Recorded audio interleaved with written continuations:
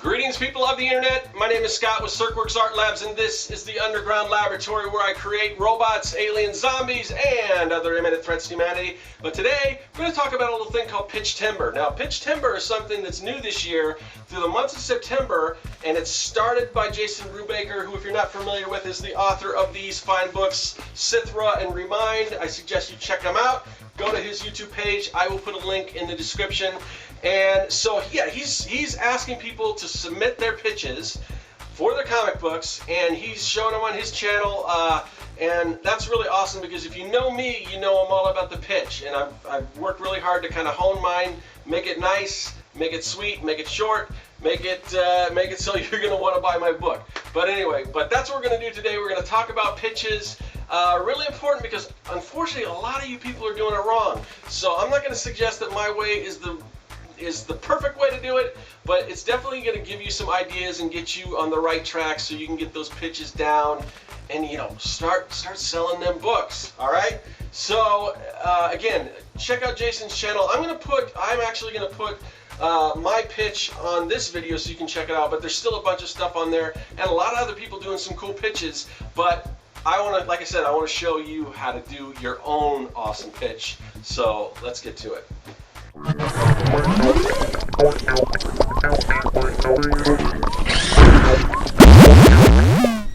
Okay, so how do you pitch a comic book or, you know, comic strip, web comic? And really this works for almost any kind of storytelling. These techniques are done for whatever screenwriting and any kind of story that you want to tell, or any type of story, you know, that you're trying to sell to somebody, because that, I mean, we want people to read what we're writing, obviously, and you can't just say, here's my book, read it, tell me what you think, and if you like it, buy it. No, you have to get right to the point, and you have to convince somebody that this is something interesting that they want to know more about. So anyway, this is something that is so important, but I don't think a lot of comic book creators in particular really give it much thought. So you need to ask yourself, do you have an elevator pitch? Do you know what to say if somebody wants to know what your comic book's about? And if you're kind of on the fence, or I don't know, kind of, that's not a good answer. I mean, you should know this, and you should know it like back and forth. So if you don't have it, you really need to work on it because it really is important. Anyway, so the first thing you want to keep in mind is that you want your elevator pitch to be short and to the point, and you want to leave your audience wanting more. So a good exercise for this is, hey, can you tweet what your story's about? Can you sum everything up in those 140 characters? Because if you can do that, then that's your pitch right there. And that's not an easy task. And you know, you can go a little more than 140 characters, or it's like, I think a good indication is like 20 words. I've heard that before. Whatever, but somewhere in there. And if you can get your point across right there, and then you've got that captive audience, then you can sort of elaborate on that a little bit. But really, what you're not trying to tell your story, all right? You're trying to sell your story. And in order to do that, you've got to keep everything short and to the point. I really can't emphasize that enough, because I've heard so many pitches, like you're at a comic convention, you go up to an artist and they've got their book there, and you know, you say, well, what's this about? And they will just go on and on about, you know, all these different alien races and all these different factions, and they'll go into the weapons, and they'll go into the different worlds and all this stuff, and on and on. And by then if you're doing that, you've already lost, you know, 99% of the audience. There may be one person out there that's like, now that's all cool stuff, and that's great for the story, but it's just too much to try to pitch your comic book with. Okay, so you don't. It's a pitch. An elevator pitch isn't the place for like world building and technobabble and things like that. So I mean, my comic book, Young and the Dead, it's a zombie story, and this isn't my pitch. I'm just going to go into it's a zombie story, but the zombies in my story they're different. They have some unique attributes to them and everything, and that's all part of the story. And it's interesting because it's not like all other zombies. But I don't tell anyone really about that. Once they read the story, they can see that. But that isn't important. That's just technobabble. That's not the story. That's just an interesting aspect of your story once you get into it. So you don't want to do all kinds of crazy world building and all that stuff. It's not necessary, and it just takes too long. You've got to hook that audience right away. And that's not going to do it. So I mean, I think a lot of writers, artists, comic book creators, whatever. I think they have this misconception that a pitch is just an abbreviated version of your story, and that's not a pitch at all. It's just an abridged version of your story. So I mean, it would be like Star Wars. A pitch for Star Wars wouldn't be, a villain in black attacks a rebel starship looking for stolen secret plans. Little does he know they're hidden in two robots. The robots escape, land on a desert planet, meet up with a farm boy, and the farm boy discovers the secret plans and a message from a princess who says they need to go to this space wizard. So the farm boy meets up with the space wizard, then they team up with a smuggler and his like Bigfoot-like co-pilot. All right, that's not a pitch. All right, it's just, and all that stuff is cool, man. I love Han Solo. Han Solo's cool, but Han Solo isn't the story. He's not. I mean, he's an interesting aspect of the story, but he isn't the story. So an actual like log line or an actual pitch for Star Wars would be like Luke Skywalker, a spirited farm boy, joins rebel forces to save Princess Leia from the evil Darth Vader and the galaxy from the Empire's planet-destroying Death Star. So that's the pitch for Star Wars right there. That tells you all the important stuff you need to know, and you're gonna want to know more. So as much as we want to tell about all these interesting characters in our story, if they're not part of the main plot, you got to leave them out, and people will discover that, and that's part of you don't want to tell them the whole story anyway, because then why would they buy it? So where do you start? Well, you need that hook. You need something that's going to bring in that audience and have them wanting more. Then you can elaborate on all that stuff. And one of the ways you can do this is by comparing your story to something that the audience is familiar with. Now, there's people that may not like this technique, or they're worried that if you do this, it's going to make your work sound derivative or whatever. But really, there's no such thing as a totally original idea. And people want what they're familiar with. As comic book creators, we go to a comic book convention, and what are people attracted to? They're attracted to fan art. Why? Because they know those characters. So when you're pitching a book, you're trying to get them invested in something they have no idea what it's about. So comparing those things comparing your story to things that they already are familiar with, that's gonna work, because this is screenwriters and everything, they do that all the time. So anyway, I always lead with this. I say Young and the Dead is a kids versus zombie story. Think Goonies meets Night of the Living Dead. So right there, that's the hook. That hopefully will get somebody interested if they're interested in that type of a story. People know Goonies, and if they don't know Goonies, they know kids, and they know verses, and they know zombies. So that's the first thing they do. And then Goonies meets Night of the Living Dead. They know this is a bunch of kids. They're going to fight zombies, and that's the overall gist of the story. Now, of course, there's more to it, and now that I've kind of hooked them with that, then I can go on and I can elaborate on, a little more about what the story's about. Now, in addition to selling them on a couple concepts maybe mashed up that they're familiar with or whatever, another thing that's really effective is to lead off with a question. So for my book, I might say, what if you were 11 years old and you woke up in the middle of a zombie apocalypse?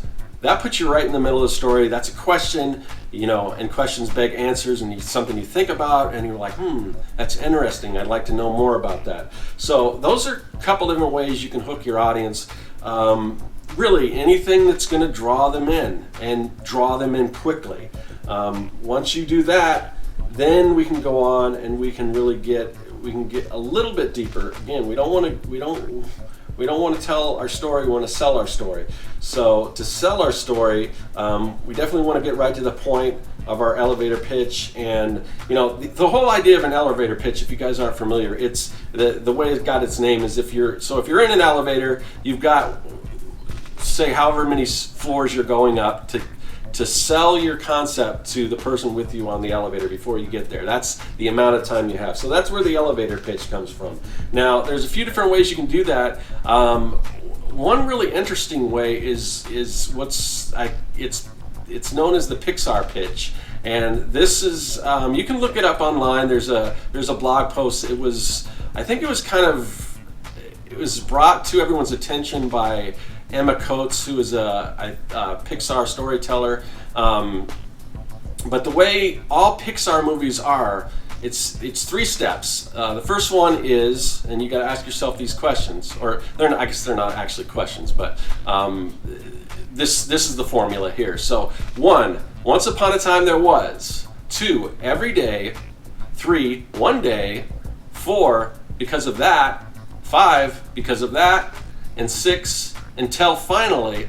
So if you can plug those, you can take that formula and plug your story into it, that'll give you a pretty good idea. Now, once we get to 6, that's a little tricky, but so, for instance, like I said, this is the Pixar formula. So we'll plug in Finding Nemo. So once upon a time, there was a widowed fish named Marlin who was extremely protective of his only son, Nemo. 2, every day, Marlin warned Nemo about the ocean's dangers and implored him not to swim too far away. One day, in an act of defiance, Nemo ignores his father's warnings and swims into the open water. 4, because of that, he is captured by a diver and ends up in a fish tank in the dentist office in Sydney.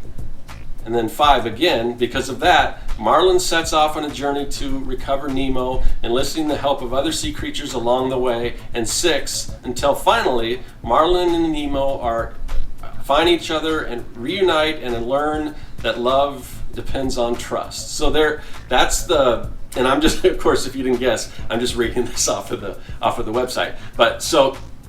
But if you can take those and plug them in, then you've got a good basis, at least to start whittling down. Now it might need to be a little more concise even than that for your elevator pitch, but that's a great starting point. Now, of course, 6, when you say until finally, we don't want to give away the ending. So you could easily say, you could twist that around and say, and bring up another question. Will Marlin and Nemo find each other? Blah, blah, blah. And then that question, again, it begs more answers and begs curiosity. So that's one way to start off. But I think one of the most common ways to do it, and the way that I've set this out, and what more or less what most people that are creating elevator pitches would agree on, is this formula, which is to answer these series of questions. So, 1, who is the interesting character? 2, what do they want? And 3, what is the obstacle or conflict or antagonist or whatever? Now, there's a couple other things most pitches you want to include, and one of them is some sort of sense of urgency, and the other is genre. It's pretty important to establish your genre, and most people would do this like right away with their story. Now mine's a little different, but if I was to kind of follow this formula for my comic book Young and the Dead, I would say in a zombie apocalypse, an average 11-year-old boy. Now, I guess I should stop for a minute, because when I say average 11-year-old boy, how is that really interesting? An interesting character. But then we get into some, screenwriting techniques, and by having an average, ordinary character thrown in this insane situation, that's what sort of makes it interesting. So just to clarify with that. Now I could go with different adjectives to describe my character, whether it's a loner or whatever, but I'm just going with average 11-year-old boy. What do they want to unlock the clues to a cure to the zombie virus? What is the obstacle? Well, that's, a horde of flesh-eating zombies. And, what are the stakes? What's that ticking time bomb? I'm just saying before it's too late. Now, I don't want to get too much into that, because there is built into my story, there is this ticking time bomb that they have to do this before the time runs out, and I know it gets into spoiler territory, so I'm not going to exactly say exactly why, but just know that time is running out. They only have a small window of opportunity to find this cure before it's not going to be effective anymore. So that's me taking those things and plugging them in. Again, the genre's really important. I'm going to talk about genre a little later, but I think what I'll do now is I'm going to show you the pitch that I presented for the Pitchtober. I don't know what you would call it. It's not really is it a challenge? I guess it's a challenge, because it is. I wouldn't be doing this thing if it wasn't challenging to do a pitch. So, for the Pitchtober challenge that I submitted to Jason Brubaker, who kind of came up with this whole thing, I'm going to show you now. I'm going to show you the whole thing, and then I'll come back to it. It's Pitchtober, so I wanted to take a minute to pitch my creator-owned comic book series, Young and the Dead, No Zombies Allowed. Just think Goonies meets Night of the Living Dead. It's set in the 80s. I think you really dig it, but hey, don't take my word for it. Take TV voiceover me's word for it. Young and the Dead follows the adventures of 11-year-old Sam Young and his little brother Tad, who wake up one morning to find that most of the adults in their quiet suburban neighborhood have fallen victim to a nasty virus that has transformed them into flesh-eating zombies. Together, they team up with a ragtag group of neighborhood misfits, including Sam's wisecracking best friend Mitch, a live-action roleplay aficionado named Lloyd, a tough-as-nails tomboy, Oksana, Ox for short, Sam's secret crush Stephanie, and her overprotective older brother Ricardo, aka Rocky. It's a race against time as these unlikely heroes fight to survive and unlock the clues to a cure that could possibly reverse the effects of the deadly zombie outbreak and save the world in the process. So yeah, there you have it. That's the pitch. Now, if you're like me and you love those kid-centric adventure movies of the 1980s, movies like The Goonies and Monster Squad, E.T., Explorers, and just add a healthy helping of zombies, I think you'll really like Young and the Dead. So the first 3 issues, I got them right here. They're all available at my website at serkworks.com, and if you're interested, I chronicle the whole process of me creating these books on my YouTube channel. That's at Serkworks on YouTube. But yeah, so that's my Pitchtober pitch. Yeah, so that is my Pitchtober pitch. So now a lot of this was, I recorded this and I took some time to get it right and everything. Now I probably couldn't recite that whole thing like at a comic convention or whatever, but that's all right. You don't have to do that. There is some extra stuff in there. I just decided I broke a few of the rules, and I just decided to include a few things, but I didn't go too crazy. I still think it's pretty concise. But anyway, so there's things like characters' names. You don't really need to mention your characters' names. The best thing to do is, just kind of describe your characters with an adjective, because they don't know these people.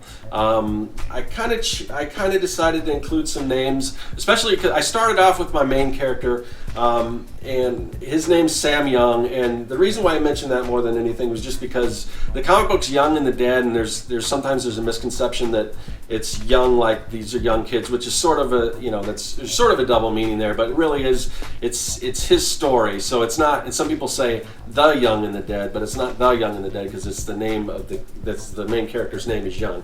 So anyway, that's why I included that. And then when I went on, I explained who the other characters were. Now, one thing I did do was I explained what each one of their characteristics were as I introduced them. So I'm trying to sort of introduce you to the characters, but I'm telling you who they are. If I just say he meets up with Mitch and Ox and Lloyd and all these other characters, that doesn't mean anything. So it's really not that important that you explain or you describe who your characters are. Again, I could have just said, an 11-year-old loner, or I could leave the name out altogether. So if I was going to take kind of that and simplify it, when I go to a comic convention or whatever, if I'm just at a party and somebody's asking about my comic book or whatever, and if I want to explain to it. Based on that formula we had before, I could say, in a zombie apocalypse, a group of, I don't even have to mention the main character. I can just mention them as a group because it is sort of an ensemble cast as well. I can say a group of ragtag kids fight to survive and unlock the clues to the cure to a zombie virus before it's too late. So again, just kind of sum it all up. We don't need to explain who all these different characters are, or like the main character. Again, use adjectives to describe them because people understand that. So if you say, whether it's an orphan or a princess or an archaeologist or a green beret, star-crossed lovers, outcast, a wealthy land baron, you could go on and on. But that's the kind of stuff people understand, and that's the kind of thing that people can relate to more than what the actual names of your characters are. Now, I mentioned before that I was going to go back to talking about genre a little bit.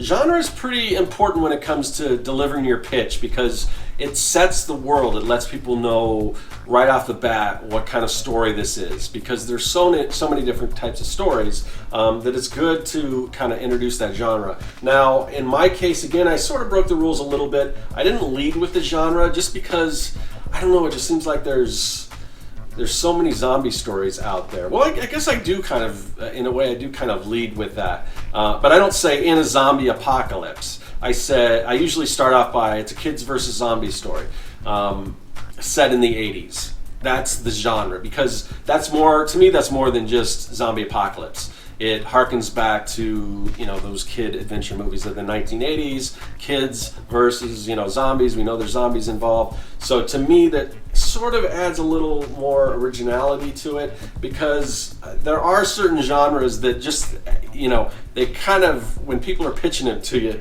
you kind of cringe. Like, it's a sci-fi epic set in space, or it's a fantasy in medieval times. I mean, they're so kind of overplayed. So if you can somehow add a little originality to that, because you're this is the part where you're trying to hook them. So depending on what the genre is, just kind of be careful, or be brief, and then just go right into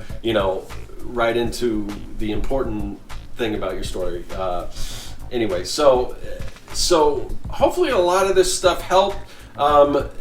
It's really important that once you have this down, once you've written it down, that you practice your elevator pitch. You want to know it by heart. You want to know it back and forth. You want to know it so you're not stumbling over the words. And you really want to be passionate about it. You want to sell this thing. Again, you're selling your story. You're not telling your story. And you want this thing to be so good that other people can go and pitch it to, tell their friend. They're telling their friends. So I'm involved, in case you guys don't know, I'm involved in something called the 100 Days of Making Comics, started by Kevin Cross. And I can pretty much guarantee you that most people in that 100-day challenge, most people that have watched my videos and know all that stuff, I bet they could, every single one of them could probably tell you my pitch. because one, I'm constantly saying it, but I've got it down. I've got it down, and I've watched other people that's kind of started doing the 100 days, and they didn't really have a pitch in the beginning, but then they started working on it and they got it down, and now I can tell you their pitch too. So it's really important. It's like the most important thing aside from once your story's done in marketing it is to have that elevator pitch. So really, guys, it's so important. Practice, get it down and know it. I've seen too many bad pitches and too many people that don't have a pitch, and it really is important. So those are my tips on how to pitch a comic book. So, and again, this is all part of Pitch Timbre, which is something that Jason Brubaker started off. So I want to thank him for kind of coming up with that idea and kind of prompted me to kind of come up with this, because I wasn't thinking about it, but I think it really is something important that a lot of people need to work on. So and sometimes when I do these videos, a lot of it is just me spouting things off, and I tend to forget things. So if there's something I glossed over, if you have any questions, leave a comment in the comment section. I'll get back to you. Assuming that I've had some problems with Google or YouTube not letting me respond to my comments, but hopefully that's fixed, and it seems to work on mobile, so if I have to, I can type it out on my phone.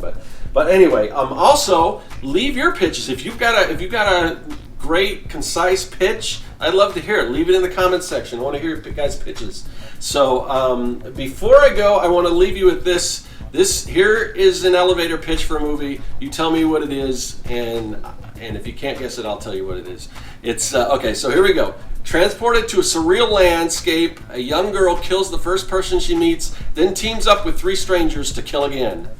You guys know what that one is? It's sort of like a famous look at kind of retelling a elevator pitch from a different perspective, but that's The Wizard of Oz. So I'll see you guys later. That is all.